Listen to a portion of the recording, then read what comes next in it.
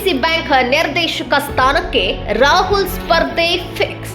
ಚಿಕ್ಕೋಡಿ ಸಂಸದೆ ಆಗಿರುವ ಪುತ್ರಿ ಪ್ರಿಯಾಂಕಾ ಜಾರಕಿಹೊಳಿ ಈಗ ಪುತ್ರ ರಾಹುಲ್ ಜಾರಕಿಹೊಳಿಯನ್ನ ರಾಜಕೀಯಕ್ಕೆ ತರಲು ಸಿದ್ಧತೆ.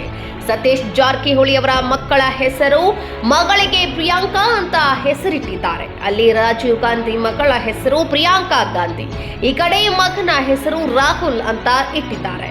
ರಾಜೀವ್ ಗಾಂಧಿ ಮಗನ ಹೆಸರು ರಾಹುಲ್ ಗಾಂಧಿ.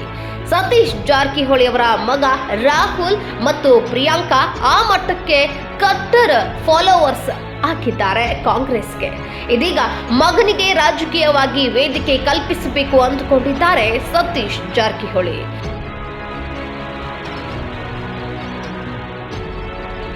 ರಾಹುಲ್ ಜಾರಕಿಹೊಳಿ ಅವರನ್ನ ರಾಜಕೀಯಕ್ಕೆ ಕರೆದುಕೊಂಡು ಬರಲು ಎಲ್ಲಾ ಸಿದ್ಧತೆ ನಡೆದಿದೆ. ಚುನಾವಣೆ ಕಣದಿಂದ ಹಿಂದೆ ಸರಿಬೇಕು ಅಂತ ರಾಜು ಅಂಕಲ್ಕಿ ನಿರ್ಧಾರ ಮಾಡಿದ್ದಂತೆ ಕಾಣಿಸುತ್ತಿದೆ.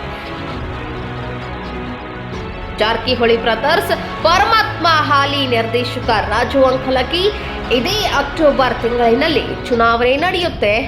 ರಾಹುಲ್ನನ್ನ ಗೆಲ್ಲಿಸುವ ಜವಾಬ್ದಾರಿಯನ್ನ ಹೊತ್ತುಕೊಂಡಿರುವುದು ಬಾಲಚಂದ್ರ ಜಾರಕಿಹೊಳಿ. ಚಿಕ್ಕಪ್ಪ ಜೊತೆ ವೇದಿಕೆ ಹಂಚಿಕೊಂಡಿರೋದು ರಾಹುಲ್ ಜಾರಕಿಹೊಳಿ.